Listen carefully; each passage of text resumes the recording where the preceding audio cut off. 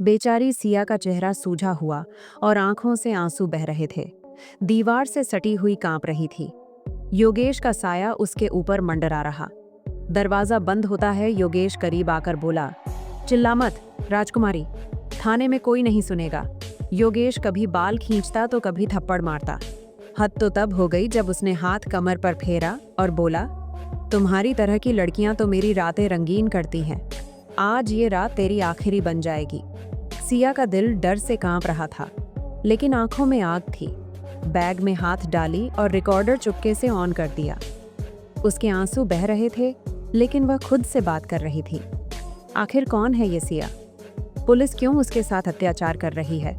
इस स्टोरी में आगे जानेंगे, लेकिन उससे पहले आपसे विनम्र निवेदन है कि आपने अगर अभी तक इस चैनल सब्सक्राइब नहीं किया है तो सब्सक्राइब जरूर करें, वीडियो लाइक करें और कमेंट में बताएं कि स्टोरी आपको कैसी लगी। सुबह की हल्की धूप शहर की चौड़ी सड़कों पर फैल रही थी। सड़क के किनारे लगे पेड़ हल्की हवा से हिल रहे थे। हवा में चाय की ताज़ा खुशबू मिली हुई थी, जो चाय की दुकान से आ रही थी। साथ ही सड़क की हल्की धूल भी उड़ रही थी। पूरा माहौल शांत लग रहा था, लेकिन इसमें एक अजीब सी हलचल छिपी थी। वो हलचल जो रोज की जिंदगी में बेईमानी की कहानियां बुनती है। बस नंबर 12 अपना रोज का रास्ता चली जा रही थी। ड्राइवर हरिनारायण बस को संभाल रहा था। वह 50 साल का थका हुआ लग रहा था, क्योंकि रात भर की ड्यूटी से उसकी आंखें लाल थीं। लेकिन उसके चेहरे पर चिंता साफ दिख रही थी, अपने परिवार और बस के यात्रियों की। उसके घर में पत्नी, 3 बच्चे और बूढ़ी माँ सब उसी की कमाई पर निर्भर थे। हरिनारायण सोच रहा था, अगर आज कुछ गड़बड़ हुई तो घर कैसे चलेगा। बस के बीच में सिया सेन बैठी थी, जो हरिनारायण के भाई की बेटी थी। वह काले सलवार सूट में थी, सिर पर दुपट्टा डाले। बाहर से देखो तो बिल्कुल साधारण लड़की लगती, जैसे कोई कॉलेज स्टूडेंट हो। लेकिन असल में सिया 28 साल की आरटीओ अफसर थी। वह अपनी पहचान छुपाकर बस में चढ़ी थी।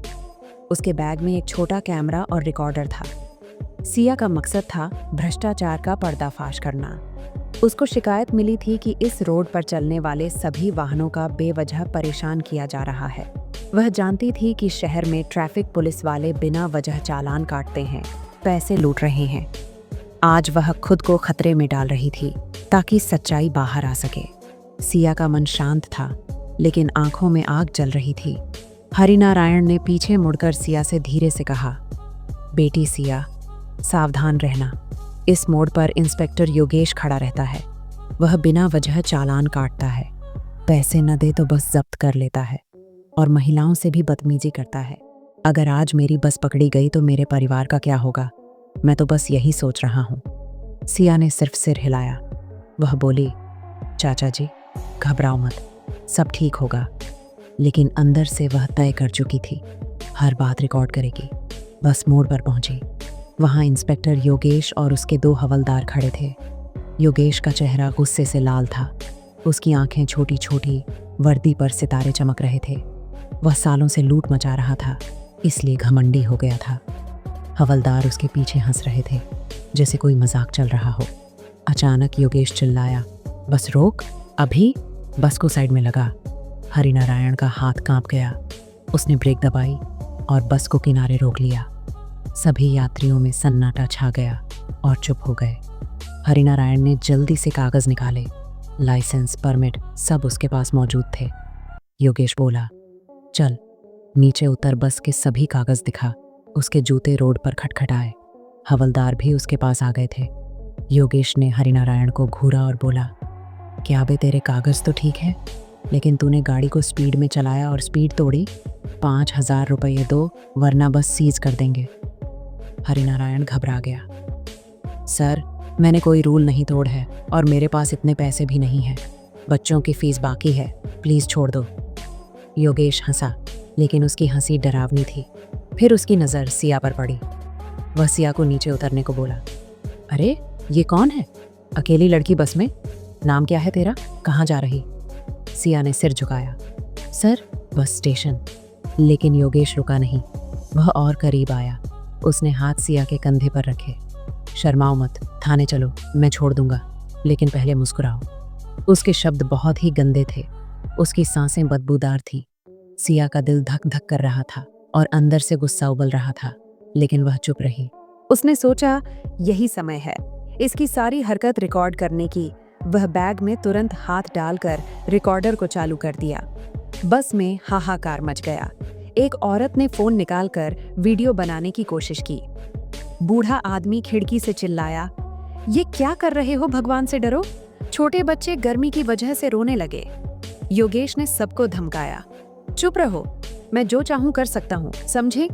बाहर सड़क पर लोग जमा हो गए, कुछ फोन पर लाइव दिखा रहे थे। इतना सब देखते ही उसने चिल्लाना शुरू कर दिया। तनाव इतना था कि हवा भारी लग रही थी। उसने सबको धमकाया और वीडियो डिलीट करवाया। योगेश का गुस्सा अब और भड़क गया। इन दोनों को थाने ले जाओ, चालक पर झूठा केस और इस मोहतरमा को पुलिस का पावर दिखाने हैं। हवलदारों ने हरिनारायण को पकड़ा। एक ने कॉलर खींचा, दूसरे ने हाथ मरोड़ा। सिया को भी घसीटा। सड़क पर भीड़ बढ़ गई। कुछ चिल्ला रहे थे, अन्याय मत करो। कुछ डर से पीछे हटे। एक मीडिया वाले ने चुपके से कैमरा चला रहा था। योगेश को किसी के बात का कोई फर्क न पड़ा। वह अपनी जीप में सवार हुआ। सिया और हरिनारायण को पीछे बिठाया। रास्ते में जीप को रोककर हवलदार ने सिया के पास बैठा। वे गंदे मजाक करने लगे। लड़की, थाने में रात कटेगी तो डरना मत, हम है ना। उन दोनों के लेकर थाना पहुंचे।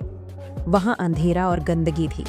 दीवारें काली, फर्श पर कागज बिखरे, हवा में सिगरेट और पसीने की बदबू। योगेश ने दोनों को अलग कमरों में बंद किया। हरिनारायण को एक छोटे कमरे में, वहां कुर्सी पर बिठाया। हवलदारों ने थप्पड़ मारे। पैसे कहाँ हैं? अब 10,000 रुपये दो। हरिनारायण का चेहरा सूज गया। सर, मेरी बेटी निर्दोष है, छोड़ दो, मेरे साथ जो करना है कर लो, जितना मारना है मुझे मार लो, पर मेरी बेटी को जाने दो। अच्छा, वो तेरी बेटी है, तब तो उसकी सेवा अच्छे से होगी। हरिनारायण सिकुड़ गया, आंसू बह रहे थे। वह सोच रहा था, मेरा परिवार, बच्चे भूखे ना रह जाएं। सिया को बचाओ भगवान। सिया का कमरा और डरावना था। छोटी सी कोठरी, सिर्फ एक बल्ब जल रहा।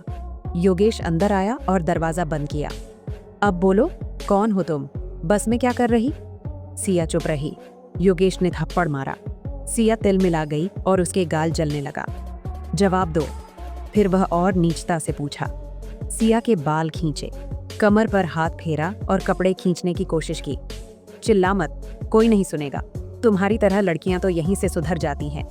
उसके शब्द जहर जैसे। सिया दीवार से सटी रही, नाखूनों से हाथ चुभोया ताकि चीख न निकले। आंसू बह रहे थे, शरीर कांप रहा था, लेकिन रिकॉर्डर चल रहा था। हर स्पर्श, हर धमकी रिकॉर्ड हो रही। बाहर हवलदार हंस रहे थे। थाने के दूसरे अफसर चुप दिख रहे। रात के 2 बज गए, यातना रुकी नहीं। योगेश बोला, सुबह तक सोच लो, वरना जिंदगी बर्बाद। सिया का मन टूट रहा था, लेकिन इरादा मजबूत। वह सोच रही थी, बस थोड़ा और सह लो, न्याय आएगा। अचानक थाने के बाहर शोर हुआ। विकास मल्होत्रा, जो सिया का सीनियर आरटीओ अफसर, दौड़ते आए। उनके साथ पुलिस वाले और वकील। सिया को छेड़ना बंद करो, ये क्या हो रहा? विकास चिल्लाए। योगेश घबरा गया।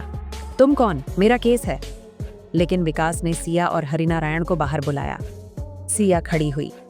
उसका चेहरा सूझा था, कपड़े बिखरे, लेकिन आवाज मजबूत। मैं सिया सेन हूँ, आरटीओ की अफसर। ये मेरे पिता हरिनारायण हैं। हम अंडरकवर थे, भ्रष्टाचार पकड़ने के लिए। योगेश ने पैसे लूटे, अपमान किया, छेड़छाड़ की। सब रिकॉर्ड है, वीडियो, आवाज। कमरे में सन्नाटा। विकास ने फोन लिया, रिकॉर्डिंग चलाई। योगेश की गंदी बातें, थप्पड़ों की आवाज, सब सुनाई दी। योगेश को ऐसा लग रहा था जैसे उसके पैरों के नीचे से जमीन खिसक गई हो। वह सफेद पड़ गया। हवलदार भागने की कोशिश करने लगे, लेकिन वे पकड़े गए। तभी डीएम सुधीर सक्सेना आए, मीडिया उनके साथ। ये भ्रष्टाचार का नंगा चेहरा है। योगेश को निलंबित कर दिया और बोले, इसके ऊपर छेड़छाड़ का केस चलेगा, ले जाओ इसे जेल, ये रिकॉर्डिंग कोर्ट जाएगी। सिया ने सबको बोला, ये सिर्फ मेरी लड़ाई नहीं, लाखों मेहनत कशों की है। वर्दी सेवा के लिए है, लूट के लिए नहीं। चुप न रहें, लड़ें, सबूत से जीतेंगे। हरिनारायण ने सिया को गले लगाया। बेटी, तूने सबको बचा लिया। कमरे में तालियां बजीं। सुबह योगेश हथकड़ियों में था। मीडिया के सामने घसीटा गया। उसका चेहरा पीला, आंखें डरी। बाहर सड़क पर लोग जमा। सिया जिंदाबाद, न्याय जिंदाबाद नारे लगे। हरिनारायण का परिवार आया। बच्चे सिया से लिपटे, रोए। सिया और पिता एक तरफ खड़े। सिया बोली, पापा, अब कोई नहीं लूट पाएगा। ये शहर ने सीखा, अन्याय के खिलाफ खड़े होना जरूरी है। मीडिया ने सिया से पूछा, कैसे सहन किया? सिया बोली, उत्पीड़न ने तोड़ा नहीं, मजबूत बनाया। हर औरत, हर इंसान आवाज उठाए। थाना तालियों से गूंजा। ये जीत सिर्फ सिया की नहीं, पूरे शहर की थी। भ्रष्टाचार का जहर कम हुआ। सुबह की धूप अब सच्ची लग रही थी, उम्मीद की धूप। दोस्तों, अगर ये कहानी आपके दिल को छू गई हो तो वीडियो को लाइक और चैनल को सब्सक्राइब जरूर करें ऐसी ही कहानियों के लिए। धन्यवाद।